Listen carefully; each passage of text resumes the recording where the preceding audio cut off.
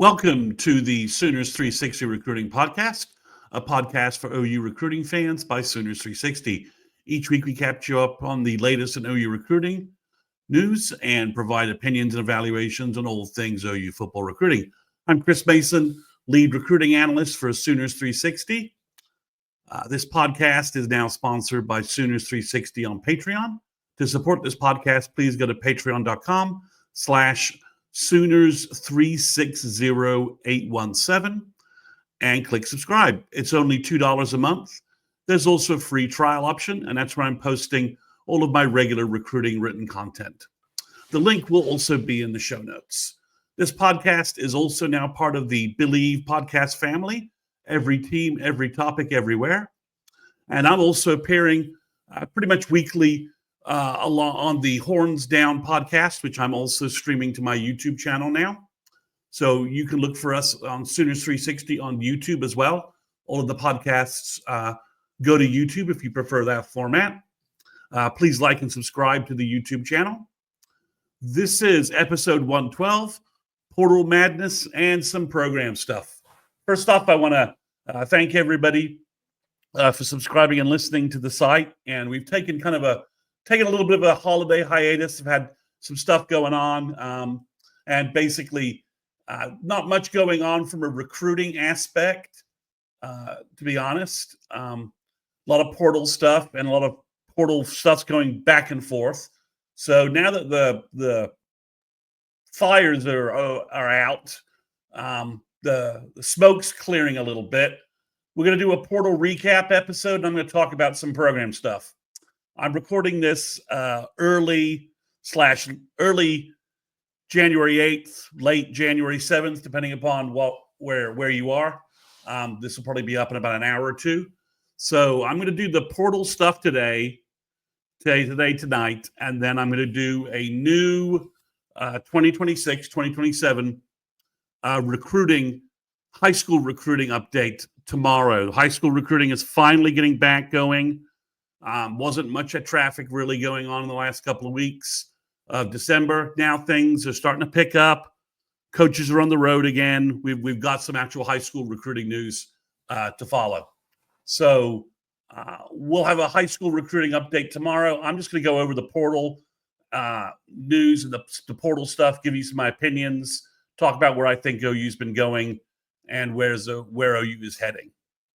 So overall, let's talk about the most recent news. And I think the biggest portal news, other than John Mateer, that's happened during the portal window. First off, OU was able to receive a verbal from FSU defensive end Marvin Jones Jr. He's 6'5", 255, or at least that's what he's listed at from FSU, which sounds about right.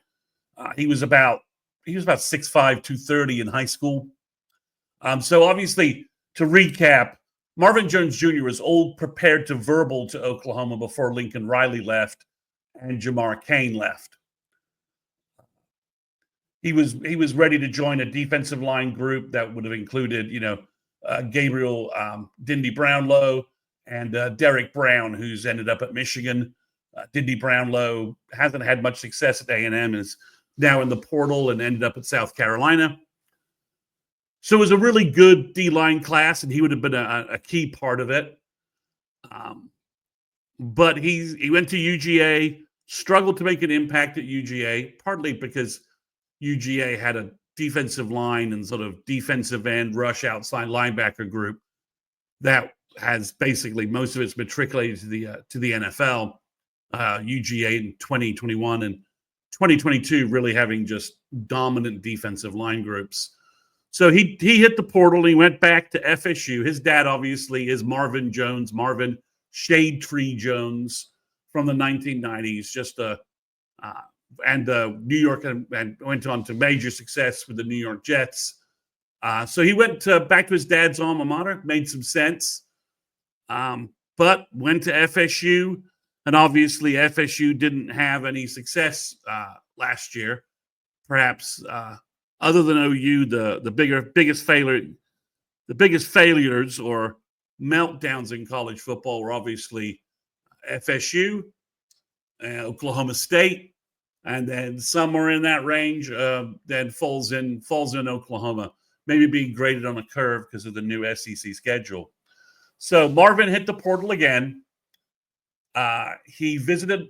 He was in. OU offered him pretty early. I think they were having a hard time syncing up on an NIL deal. Like I said, Marvin out of high school was a 5-star top 35, top 40 player in the nation, depending upon what ranking service you're looking at, but definitely an elite guy with elite skills. Had those measurables that everybody kind of looks for. So I think OU and Marvin were kind of having a hard time coming to whether he was wanted. OU, I think had an NIL offer they had in mind. And I think Marvin was maybe looking for something different, maybe I'm not sure if he's looking for something bigger or he's looking for a different school to go to, but he was out there in the portal. OU missed on a defensive end who ended up at Ohio State from Idaho State. That OU really liked, 6'5", 260-pound guy, very, kind of very reminiscent of Woolard in terms of production. But he ended up at Ohio State. So OU had a defensive end spot, was kicking the tires with a number of different defensive ends, some other players trying to get involved with some other guys, and then rolled back to Marvin Jones, got him on campus. Marvin had already been to OU a number of times during the recruiting process as a high school guy.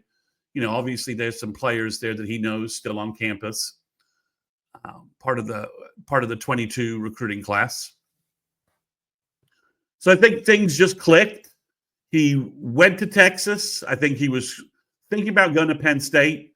I'm not sure if that visit actually came off or not. And then he went ahead and verbaled to Oklahoma, took advantage of that spot, and filled the defensive end spot that OU needed. I think OU needed a veteran defensive end from the portal. I think OU has good young talent at defensive end across from the now returning R. Mason Thomas. But overall, I think this is a good fit. This is a high risk reward kind of pick. OU hasn't been doing a lot of this kind of stuff in the portal. Marvin had limited stats last year, about 30 tackles, 4 sacks. Some FSU people will tell you that they were not overly impressed with his motor or his level of effort. Now, that FSU program and season went in the tank quickly on both sides of the ball. So they didn't have much of there wasn't any kind of bounce to them like, didn't start out well like OU did, then go in the tank. They went in the tank from the Georgia Tech game in Ireland, and they never got out of it. So I think there's an explanation for that. I think they won 2 games last year. Maybe they only won 1. When you're 2-8, 1-9, how much? It's easy. When you have that much, suck in your season, quitting probably becomes easier than it should. So we'll see. I'm not saying he quit, but that's probably what some FSU fans think. So there's the risk in getting Marvin Jones. Okay. The reward is he's 6'5", 255, has an elite burst, flashes, excellent pass rush skills, and could legitimately be a monster on the other side of R. Mason Thomas. I mean, you could legitimately have maybe the best defense front 4 in the SEC next year, depending upon if R. Mason Thomas continues his improvement, Jaden Jackson plays up, or David Stone plays up. Grayson Holton, obviously, year over year is just getting better and better. Dominic Williams could be a bigger factor next year. So if you have the second end position, because OU lost 3 defensive ends. They lost Caden Woolard, Ethan Downs, and they lost Trace Ford. So, and those guys played a lot of snaps. PJ was in and out of the lineup because of his foot, his ankle injury. If he's healthy, he's going to challenge. I think we'll think Danny Okoye's ready to challenge as well. I think, with the spring and everything kind of slowing down for him and him getting used to the game, I think that's a distinct possibility. Same thing for the Taylor Wine. Hopefully he can make a bigger impact than just personal foul penalties. But these guys are all young. They don't really have experience. Getting Marvin Jones gives you a year to get all those guys reps, give them some runway without risking playing young guys who still need some seasoning, for lack of a better term. So overall, I think this is a good pickup by OU. There's a really high ceiling on this. That's the reward.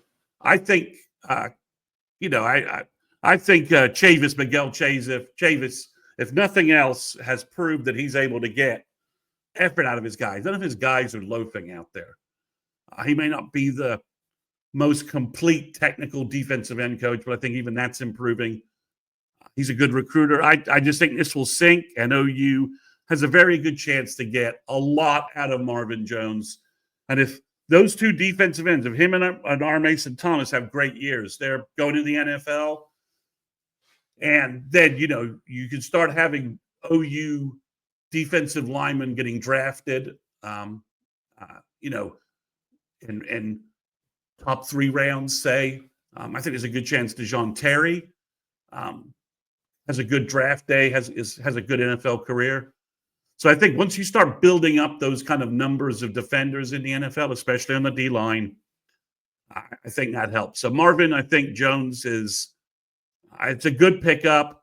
A lot of risk and reward here, but the reward is really, really high, and his risk value is, I think the risk value is mitigated by the Todd Bates, Chavis, and Venables. I just don't see.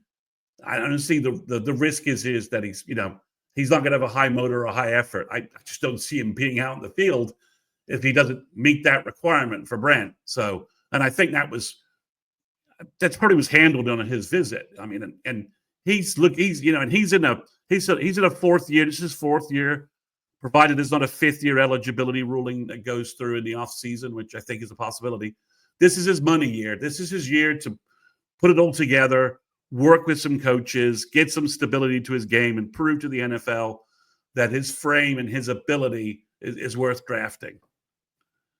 Which brings us to a guy, it's a very similar story here. Kendall Daniels also probably should have signed with OU.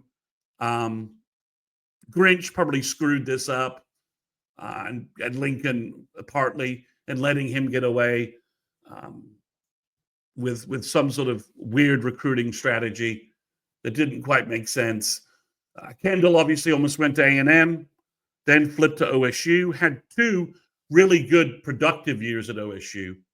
This last year, I think the OSU defensive coordinator tried to use him in a weird style, asked him to put on weight and be more of almost an edge rusher. Whereas Kendall Daniels' best role is sort of as a Sam nickel linebacker, which is just what OU needs because they've lost Deshaun McCullough, they've lost Lewis Carter. So Daniels fits into that role very, very well.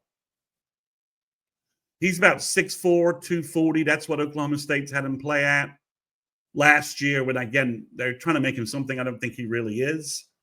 I think he'll probably try and lean up a little. Oh, you'll lean up a little bit. We're fine with that. If you're 225, something like that, and you've got a little more burst, better change of direction. I think he gives you that big Sam linebacker cheater role that will work for OU, and also gives you linebacker depth at the Sam position, because there are times OU, I think, would want to go 3-4, play a true 4-3, and also maybe we'll flex into some 3-3-5 stuff on late downs and things like that. And if Kendall Dolby comes back and you want to get both Kendall Daniels and Kendall Dolby on the field together, as confusing as that might be a little bit, I think you could see that. I think it's, again, another risk reward, right? So last year, he didn't have people will show you film where he's not making plays, he's taking bad angles, and he's part of a no-issue defense that, for lack of a better word, just completely sucked. And the more games they lost, I mean, that team quit on Gundy, and the coaching staff kind of quit on Gundy. He fired both of his coordinators. The university tried to quit on Gundy and get him to retire or do something or do some contract changes. It just looked like a very toxic, weird environment at Oklahoma State where they just got leveled. So I think Daniels, again, comes in. It's a one-year rental. There's a risk there, which is the level of effort. I think when he gets around whoever OU's linebacker coach is going to be, but, around Venables, around Rufus Alexander, as an example, as a GA, Skalski, and some of the other defensive players and influences, I think he'll be fine.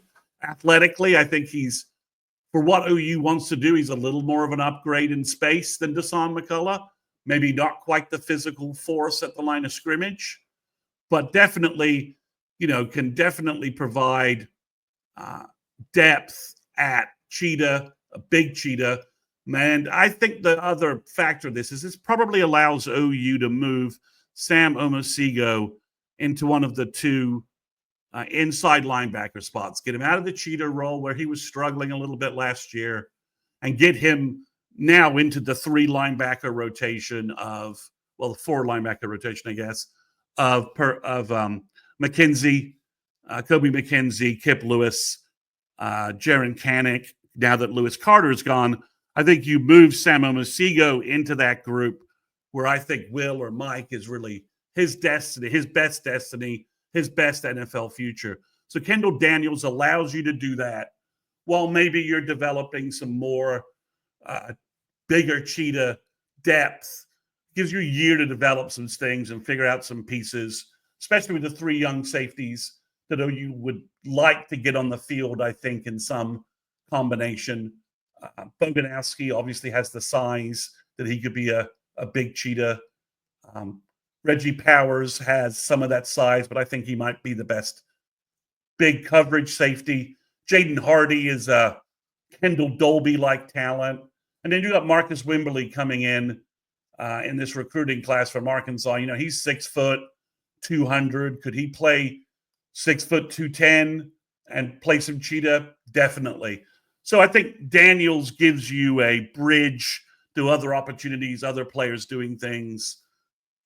And I think, it's a good fit. He's, I kind of wish that maybe he had 2 years, but I think it's a good fit. Again, I think the risk is mitigated heavily, just like Marvin Jones Jr., but the reward is seriously there. I mean, he's a talented player. He could have a nickel linebacker kind of season that makes him very much an attractive player for the pros. That's not beyond the realm of possibility. He had 2 really good years for Oklahoma State in 22 and 23. So I think there's every chance that OU can sort of wring out what the best out of Kendall Daniels in the same way I think they can wring out the best of Marvin Jones Jr. So those are the 2 big additions on defense that I think have the potential to take the OU defense up another level. If you have another playmaker in the front 4, another playmaker in the middle 3 or back 5, along with the guys OU is returning.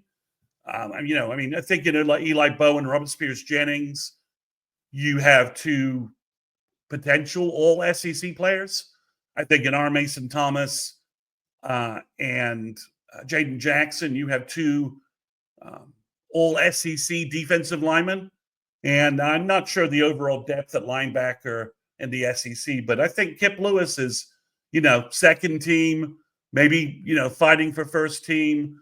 So you've got players at every level, I think, that could be on an all SEC defense. So I think if you then add Jones and Daniels as pieces that are competing at that sort of level, and that's their ceiling, then all of a sudden an OU defense that looked really good coming back, maybe is even stronger than we had thought, could be better. So that's my review of the 2 signees from my viewpoint. There are 3 players out there right now that current targets that are uncommitted that have either visited OU, gonna visit, OU really wants them to visit, some combination of them. And I'll just quickly go through them. The first is Owen Wayflay, I believe is how you say his last name, not Waffle, which is disappointing. And Owen is 6'2", nearly 300-pound defensive tackle, signed with Michigan last year. OU is in his final group. He chose Michigan. He's from Hun Academy in New Jersey, where Logan Howland played. He redshirted, so he'd be basically a redshirt freshman this fall. That fits well into what OU wants to do, because I think he's. I think one of the issues we have that OU's been having in trying to find defensive tackle depth is the guys they really want and really could make an impact at OU only have a year or two of eligibility left, and they're looking to start. And they're looking at OU's front four, looking at the foursome of defensive tackles at OU and seeing, well, I might not play this year. I need to go somewhere else where I'm going to play. I think that's why Gabriel Dindy Brownlow, who left A&M, didn't look at OU because didn't see a chance to start. Now, whether he can start at South Carolina or not, I don't know. That's for a South Carolina podcast to answer. But Owen could come in and he's got time to develop and play, and time to develop and get better under Todd Bates. And every defensive tackle who's played under Todd Bates is getting better and better. For those of you who haven't seen it or haven't been paying attention, it just flashed across my Twitter feed. Jonah Lealu, who moved under Bates his second year and played defensive tackle, he's playing for the Raiders. He's probably going to end up with a contract and probably end up being, a longtime NFL defensive lineman. So we know that DeJoun Terry got better year over year. We've seen Grayson Holton get better year over year. It's tantalizing at what a second year of Jaden Jackson and a healthy non-cast club on his hand David Stone could be. So, so if you could get Owen, he slides into your defensive line depth. So you would basically have Trent Wilson and Owen Wayflay as your 2 young tackles in the program behind the tackles that I keep mentioning, that foursome. So he visited OU, probably going to look at Rutgers, maybe Penn State, maybe another Big Ten school. But if OU's got a real good shot here, so I think it comes down to maybe distance and if he wants to get closer to home, or does he want to play for Todd Bates? And he almost chose OU out of high school initially, and OU is probably the most involved with his younger brother Luke, who's a 6'6", 250-pound defensive end that OU's recruiting. So if the 2 guys wanted to play together, OU would be a good, a good combination location. So we'll see, but he fits what OU's trying to do. I don't see any other defensive tackles out there. I think OU will probably just go into spring at the defensive tackle position and then come out of spring and see where they are. They've picked up, 2 defensive tackles in the last 2 years after spring. They picked up DeJoun Terry, who's been a great contributor, and they picked up Dominic Williams. So it's not out of the realm that Todd Bates can't pick up somebody in spring if he wants to. The other guy who was on campus today is Jeff Roberson. He's a linebacker for Oklahoma State. He's like a 6-year player, redshirted, has the COVID year. Again, like Kendall Daniels, didn't have a great year in Oklahoma State's defense, because nobody did. Their D-line was terrible. Their linebackers were getting blocked all day. I think he is a depth piece. I don't think they're looking for him to start. I think this is a sort of one of these. This is a protection piece, right? Oh, you got burned with injuries, clearing out a whole group. They've lost depth there with Dasan McCullough and Lewis Carter leaving. He would be an experienced depth piece. So I think there's a chance. There's a lot of predictions in that OU's going to grab him. I think there's a chance that could work. Again, he's a 1-year rental. So he's not going to be on the roster for a long time. I know a lot of folks are looking at his film and like, it's bad. It's because Oklahoma State's defense was just terrible. So he's been a contributor. He's been very productive. All in all, if obviously it looks like the price is right, and I don't know what that price is, but I think it's a 1 year. He wants to. I think he's just looking for a change of attitude for his final year of college football. So looks like that situation could work in OU's favor. He hasn't visited yet, but OU's obviously appears to be trying to make a push for Sterling Dixon. It's been reported on multiple sites. On3.com, I think initially is the site that reported it. He's a Bama redshirt. He redshirted Bama, so he would be basically a freshman this fall, just like James Nesta. OU needs to start getting more developmental linebackers in the program. You've heard me talking up and down about I wanted more linebackers in this 25 class. It only has Marcus James, who, rightly or wrongly, I think could develop into a defensive end, just naturally just getting too big for linebacker. So if you get Sterling Dixon, you can add him into that mix. He's very athletic. I watched his high school footage the other day.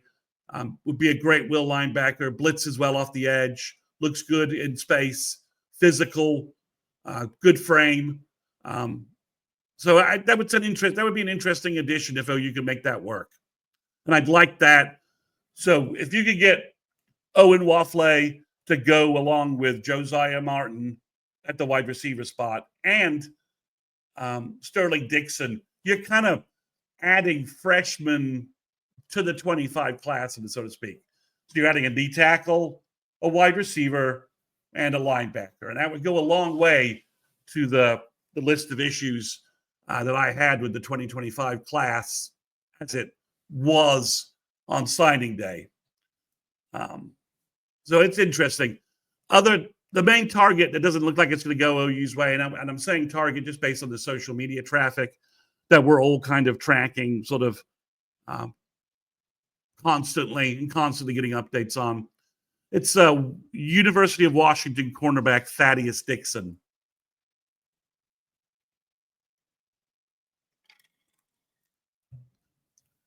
Dixon is a 6'1", 185-pound cornerback. Honorable mention, Big Ten, physical, interceptions. He's experienced. He would be a very good hedge against the young cornerback talent not developing on the roster. Now, I think it's been mentioned he might go back to Washington, but Washington just got a commit from Takario Davis, the gigantic cornerback from Arizona, who's really good.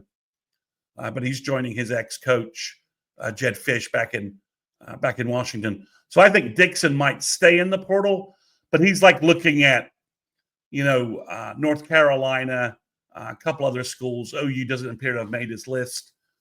I don't know if OU makes one last push and tries to get him on campus, but it doesn't look like it's going OU's way. I think we would be remiss when we're talking about the portal to not mention that OU's done a fantastic job keeping the kids that they really wanted and keeping them out of the portal. So that OU isn't in a scrambling free agency type situation to try and get them back out of the portal and get back to Norman. So as we know, R. Mason Thomas is returning. Dominic Williams is returning. Robert Spears Jennings is returning. Kip Lewis is returning. So really, all of the starters that probably were getting poaching offers from other schools, because everybody's doing it. You only have to look at UGA looking like they're going to lose a rising star on their defense. Damon Wilson just entered the portal. It looks like he's probably heading to Ohio State. That's happened suspiciously fast or in a suspiciously quick manner.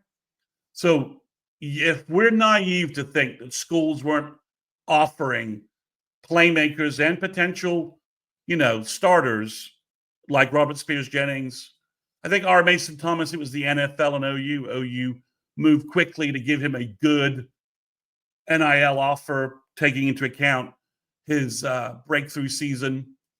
So I think R. Mason Thomas was like, I think he was kind of weighing the NFL, but deciding, no, I'm going to go ahead and come back to OU because if I have another great year, the NFL payday is bigger. So that it's all those keeping all those guys is exactly what Ohio State did last year when they got Sawyer, JT Tuimalu to come back, Travion Henderson. They got a lot of their players to come back instead of going pro.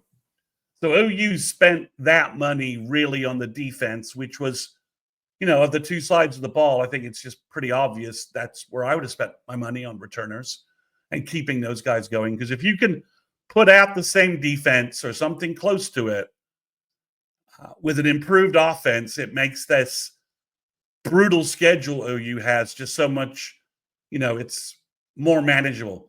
And we've been seeing a lot of comments about sort of this NFL front office thing OU's trying to develop. But if you pay attention to the NFL at all, you notice that the best franchises that are most consistent, they make sure to not let their young players go out in the free agent market. They rip up contracts before free agency, depending upon the CBA, whenever they can, and they'll rip up contracts and give them guaranteed money, give them better contracts, and stop them from going the free agency route where it becomes more expensive and harder to retain them. So that's what OU did. They basically said, on defense, we want to retain our guys. We want to make sure that Jaden Jackson gets a new NIL deal based upon his great year. We want to make sure Kobe McKenzie and Kip Lewis, have good NIL deals. We want to make sure Eli Bowen has a good NIL deal. Robert Spears Jennings, as I mentioned before, he had a breakthrough season in safety, really. So I think OU took care of. So when you're wondering where OU's money has gone or why they're not spending bigger in different places, just remember that all of the guys that OU kept on campus probably got good NIL bumps, and OU proactively increased their NIL deals to stop them from hitting the portal or to stop their agents from trying to convince them to hit the portal. So I think that portal strategy has worked, and it's worked well. The rest of the portal, when we're talking about, what else OU has done, I think, just a quick recap. Obviously, I think at quarterback, OU probably has done the best of anybody in the country. They've got the best quarterback out of the portal, the most important position that OU needed to upgrade, and they slammed it with John Mateer. And I think also adding Cole Gonzalez from Western Carolina as a third string mentor quarterback is also a great move for them. He can, it sounds like he's basically trying to be a GA in his last year of eligibility. And I think that'll work great for OU and provide OU with the best QB room depth they've had in the longest time, especially from an experience standpoint. Wide receiver, I really like Isaiah Sategna, Giovanni Gibson. I think Josiah Martin, I think you should look at as really just sort of high school recruiting 1 year later. He had a good, his stats were small because they redshirted him at Cal. He played the bowl game. That's when he got his most minutes, and he had nearly 100 yards of total offense. So I think there's a lot to like there. He's a guy that OU almost offered out of high school. So I think that's a good addition. I think Sategna as a speed guy is a great replacement for Brennan Thompson. I think Giovanni Gibson, from Arkansas Pine Bluff, and the last Arkansas Pine Bluff transfer for OU by the name of Mark Bradley certainly worked out. So I think, again, Gibson was very productive. He's 6'3", 210, 205. He's built. I think that could be a huge, risk-reward win for OU. Same for Sategna. The The guy I know the least about is probably Keontez Lewis. What's he going to bring? Um, he's bounced around a little bit. He had a productive year with Southern Illinois. I think he's a good depth piece. I'm I'm just not sure where he fits all in the picture. Do I think OU needs another wide receiver? I think OU should wait until after spring because I think we saw signs in the bowl game, especially from Ivan Carrion, and we also saw obviously Zion Kearney dropped a big pass, so did Zion Reagans, but they also made more plays than they were making in the regular season. So I think there's a good chance one of those guys is going to at least one's going to step up in the spring. I think Jaden Gibson and Burks give you a 1-2 wide receiver punch, if healthy, that is potentially as good as SEC ready. And then, as you've heard on my recruiting podcasts, I'm a huge, and I think it's not like I'm unique here. It's not like I'm setting any big ground here. Everybody loves Elijah Thomas. We love the way he played his senior year. We loved his junior film. So I think he's enrolling early. I think there's every chance that he's a breakout player in spring. And that's not taking anything away from Manny Choice, who's a big receiver, really coming into his own as well. So I think OU, with all of these various groups of players, is going to end up with the receiver group that we need and be very productive, provided that 7 guys don't get hurt. So I'm less worried about another receiver right now. Let's just see how spring goes. I know you could maybe pick up another guy. I do think OU should kick the tires on bringing in Kenyon. Is it Kenyon Johnson? No, that's not right. The guy from Tampa that OU, the guy from Florida that OU previously recruited, signed but had to go to the JUCO route. What's his name? Signed but went the JUCO route. I think if you could get him back on campus, if you could get him to, if he could sign with OU, I think that would be I would definitely I would just say I would kick the tires on that move. See what happens. Sorry, it's Kenyon Brown. See what happens because he's now, he was at JUCO and had a great JUCO year. He's now 6'3", 205, 210. Looks great. Had a fantastic JUCO year. And now with the JUCO ruling, he's got 4 years of eligibility. So we'll see where OU goes with that. But I think at wide receiver, I think they've added a good group, and we're in good shape.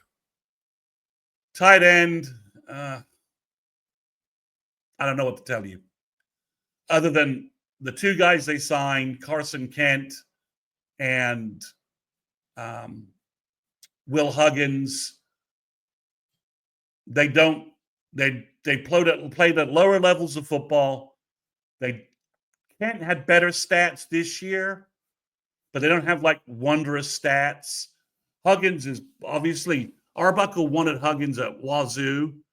So that tells me he's at least kind of a blocking piece for Buckle, what Buckle wants to do with an inline tight end. Kent obviously can play H-back. So I think they have stable floors, but there's not a lot of ceiling with them. I'd like to think that OU is maybe going to have a scholarship freed up for when they make a coaching change at tight end coach. And I'll talk a little bit about that later. At offensive line, I think Derek Simmons was the best guy OU could add. I think a lot of the other offensive linemen, the Rice guy that OU was very interested in, obviously Ohio State came over the top of the big bag. Auburn did the same thing for the Vatek guy. So I think Simmons is a good addition. And I think we ignore his flexibility that Gabe Eichert referenced in his review of him on YouTube. Good video if you want to go watch it. Is that Simmons can play left and right tackle, but he also has the ability to play guard.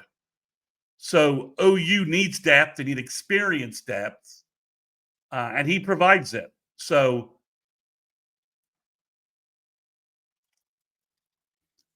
OU needs tackle numbers. That was the number one issue at the end of last year. And Simmons gives you the ability to be a right tackle or a left tackle. He's had his film is really, really good. I think this is a good addition. I like the addition of Luke Baklenko. He played left tackle and right tackle at Stanford.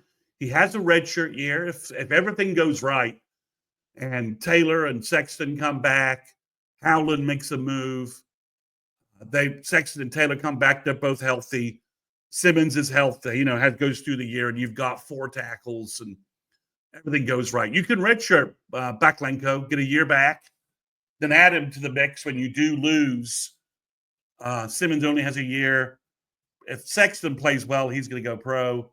Taylor, same thing. I don't think a 5th year of eligibility would be appealing to either of those guys. We'll see what Jake Taylor does. I kind of think Simmons could allow you to move Jake Taylor inside if you wanted him to perhaps play guard and push, maybe push Heath Azetta at one of the guard spots. I think I like Fabechi to Wewu being pushed by Eddie Pierre-Louis at the other guard spot. So that opens up some options there. So, and you've got young players that you need to give some runway to as well. I mean, I'll talk about it in the recruiting high school podcast tomorrow, but old Michael Fasusi did was go to Orlando and be the best player at all practices and in the game at an all-star game with 5-star talent all around him. He was the best 5-star, the best player at the Under Armour game. And that's multiple people saying that, none of who are OU homers. So I don't think OU needs more offensive linemen. I like the 2 guys they got. Like I said, Baklenko's from Stanford. And Simmons is from Western Carolina. Some people take shots at that, but everybody wanted him. He had over 30, had 20 plus offers, Power 4 schools all over the place. And I think he's a great fit. Like I said, Gabe Eicher did a great review on him. Gabe has not been generous to the OU offensive line this year, if you listen to their pod, but he's pretty high on Derek Simmons. So I like that addition. I talked about the defensive ends and defensive tackles already. Cornerback, obviously, they're not getting Thaddeus Jackson right now. Ethan O'Connor went to Miami. He would have been. He's the guy who you really wanted. That's the biggest recruiting loss right now at cornerback, is someone who visited OU that OU really thought they had a great chance of getting. And I think OU needs a player there at cornerback. Just as a hedge against Gentry Williams' health status and the development of the young corners in the program. I don't think OU needs a running back in the portal. They need to figure out where they are with their current players. They got more than enough talent there. I don't think they need a safety. Like I said, we've got 2 starters returning in Peyton Bowen, Robert Spears-Jennings, and we have 3 great freshmen tearing to get into the starting lineup. So I do think OU did a good job with their specialists. The punter from Kennesaw State, I know it's Kennesaw State, but they had a terrible offense, so he was punting all the time. And he did a great job punting. I think that's a great addition. I don't really care where your punter and kicker come from. Look at the NFL. The punters and kickers are from all over the place. It doesn't matter. The kicker, he doesn't have as good as stats as the punter, but I do think he's a hedge. He's really a hedge against Liam. I believe it's Liam Evans, the young kicker from the Oklahoma City area that OU signed last year, redshirted. I think they're ready for him to take over the kicking job. And the guy they added is just a hedge against that. Jacob Ulrich is the punter, who I think is going to be very, very good. And Austin Welch is the kicker. Obviously, he's from Kennesaw State. And you can laugh at the 3 guys from Kennesaw State all you want. 2 of them are kickers. It doesn't matter. The tight end, I'll give you that. Carson Kent. It would be nice if OU could have gotten the guy from Purdue, hit it up at Ohio State, or maybe pushed for the tight end from Ball State and ended up in Wisconsin. There are misses at tight end, and we don't have a coach. And I'll get to that in just a minute. So All right, program stuff. All right, first off, what do I know about the defensive coordinator? I don't have. I don't. I'm really not going to hit you with a bunch of names or pretend that I have, the inside track on where who's going. I know a couple of things from the sources that I work with that are relatively reliable. One, OU, and if you think this information, this is the information from my place. Is it mirror what you can find out else or on the internet? Yes, but I'm not cribbed it from anywhere else. This is what my sources are telling me. One, that an internal hire is not going to happen. OU's going to look outside to fill this spot. If things had gone differently, I think maybe OU could go the Brandon Hall, DC, James Skalski linebacker route, but internal promotions are poisoned for at least the next year and a half with the Seth Luttrell disaster. So he's going to look outside. Is Wes Goodwin going to be the guy? I don't know. I would have thought if he was, why wouldn't you have moved him in? Why don't we hear he's in Norman interviewing? I don't know that he won't end up being the guy, but it doesn't look like he is the guy, and that's a lock. So it sounds like, and obviously this has been mentioned on other podcasts, and just to be clear, on the OU Insider podcast with Brandon Drum and Parker Thune, they mentioned that OU was looking at other big name candidates. I don't know who those guys are, but that syncs up with what generally I'm hearing is that OU wants Brent to do a real search for a DC and hire somebody. So I think the coaches convention, I'm not sure when that syncs up with the whole college playoff thing, but just keep an eye out for that. Keep an eye out for maybe after the playoffs, OU is able to have a full review of the candidates they want and get some guys on campus, or meet or Brent's able to do some interviews at the coaches convention, keeping it sub rosa, and make some connections there. Tight end coach. I don't know what's going on. My best source still thinks OU will make a change, but doesn't have a timetable, and doesn't know why Brent hasn't made a move here. That's it. So I'd love to tell you I got some great information that something's happening soon, but I would be shocked if OU has not made a move at tight end coach by February 1st. I would have thought they would have done something after the bowl game. If nothing else, for Brent to change the narrative and move forward. He needs to move forward to 2025. So I don't understand why he's not doing that. There's a lot of chatter out there on various message boards and various stuff about DeMarco Murray and Jay Valai. I got nothing about either of those guys. DeMarco has had interest from numerous schools and NFL programs. Does he decide maybe this is a good year? This is the time to make a change? It's entirely possible. I can tell you he was at Jenks today recruiting Caden Jones, Kawan Jones' son. So no real signs about anything of that. Jay Valai was at Centennial Garland High School, I believe. I believe that's right. Recruiting Montre Jackson, a 2027 elite-looking cornerback. So they're both out on the road. They're both recruiting for OU. So that doesn't mean they can't make a change, or a change couldn't happen. Once the DC is hired, does Jay Valai decide he wants to go somewhere and be a defensive coordinator, trying to fulfill his career aspirations, which probably is not happening at OU? Maybe, or does he stay around? I don't know. I don't have any concrete information on that. Same thing. I think if either guy leaves, it'll be because they're trying to fulfill some career goals of those that just can't be accessed in Norman, for lack of a better explanation. So that's 49 minutes of an update. I apologize for being off the air for a couple of weeks, just taking care of some things, spending some time with family over the holidays and doing some other stuff. So I appreciate you all for listening. Thanks again. Make sure you subscribe to the podcast on your platform of choice if you're listening to the podcast. And please subscribe on YouTube if you're following us on YouTube. And again, please visit patreon.com/Sooners360817 to subscribe for more recruiting content. And that Patreon site directly supports this podcast and keeps this podcast free. So thanks, everyone. Hope everyone had a happy holidays. And we're going to move forward into recruiting season. January and February are going to be big recruiting months for high school for 2026. So more podcasts coming on a weekly basis with updates there. Thanks.